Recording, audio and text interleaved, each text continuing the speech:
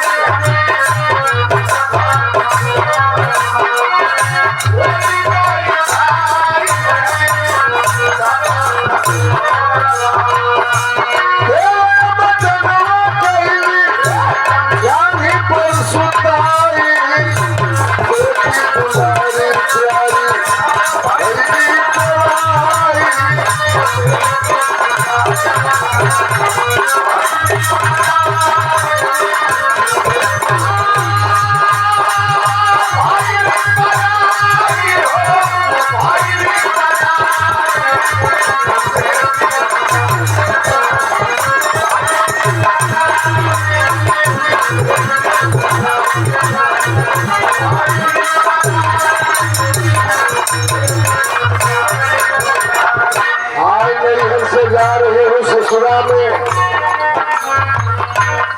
बचपना रहल सखियन के संग में हम का करत रही सखियन के संग सुपली मौनिया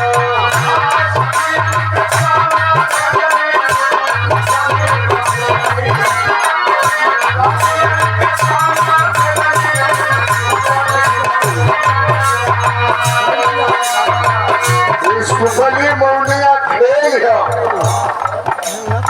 लड़की बचपना में पहले कुल खेल खेले अरे के बारे जमुनी सोचे तो लड़की के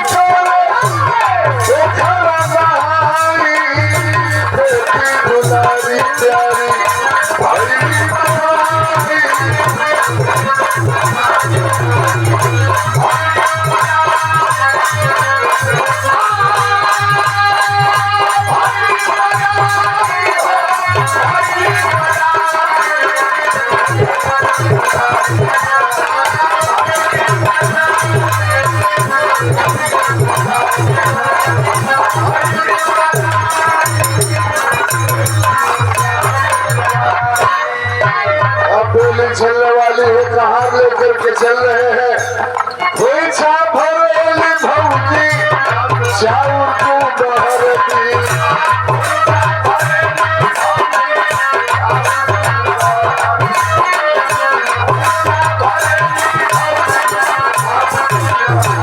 अरे बोली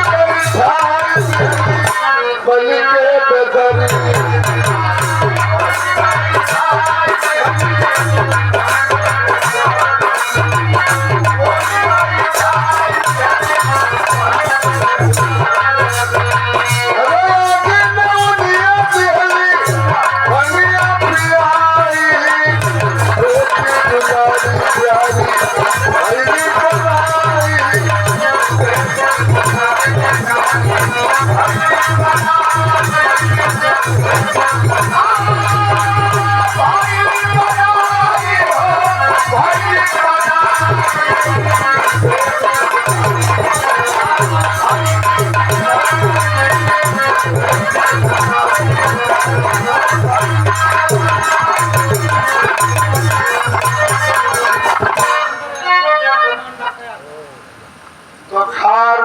प्रयागराज से रामचंद्र यादव जी 100 रुपए का पुरस्कार बहुत बहुत प्रणाम। हमारे मित्र हमारे छोटे भाई जियो लाल यादव जो बहुत अच्छे कलाकार हैं, इनके हमने बहुत गीत सुना है। आए हैं अगर कहीं नहीं हो तो आप आइए, मंच पर आपका स्वागत हम भी करेंगे और अजय जी भी करेंगे।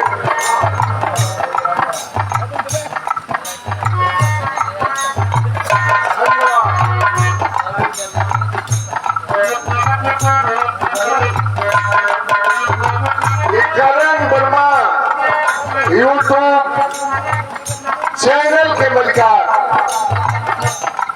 100 रुपया बहुत बहुत भैया के नमस्कार बा। दोनों लोग के रोजी रोटी बनल रहे। बहुत बहुत करण बाबू के धन्यवाद। आइए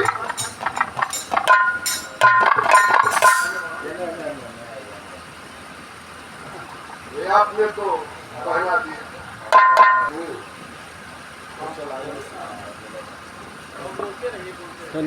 और ये हमारे जियोलाल भाई अध्यापक हुए, शिक्षा जगत के सजग प्रहरी और लोक विधा गायन में बिरहा के विधा में पूर्वांचल के जाने माने कलाकार जो प्रयागराज की माटी से आते हैं। हमारे यहाँ कार्यक्रम भी था, हमारे भाभी के तरही में आप गए थे, ज्योति पटेल गई थी। जो भी मेरे दरवाजे पर सम्मान होता था, हमने आप लोगों का सम्मान किया। हमारे अजय जी भी थे मेरे दरवाजे पर,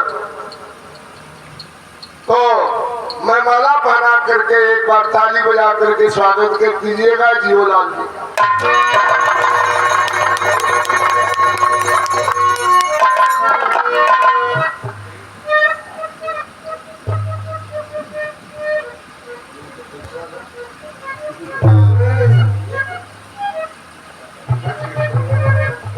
बहुत बहुत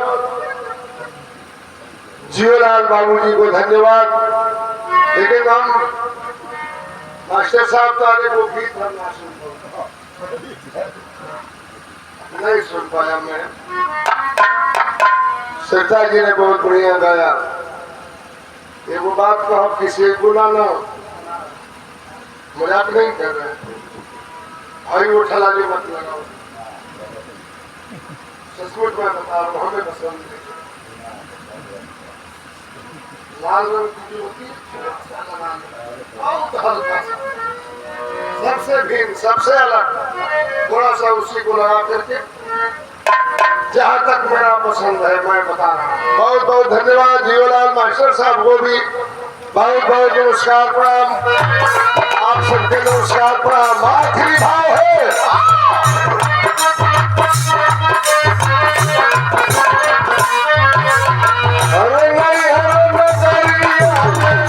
छवली उदास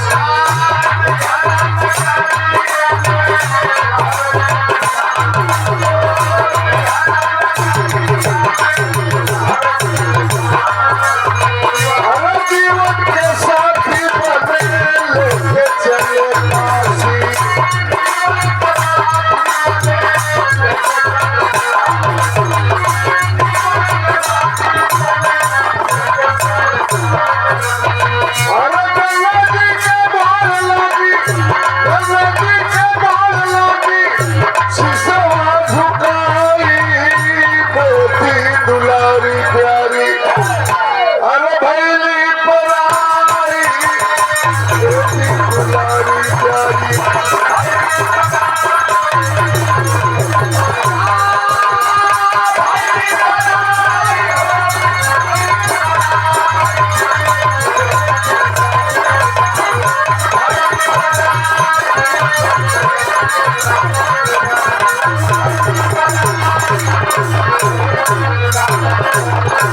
Thank you.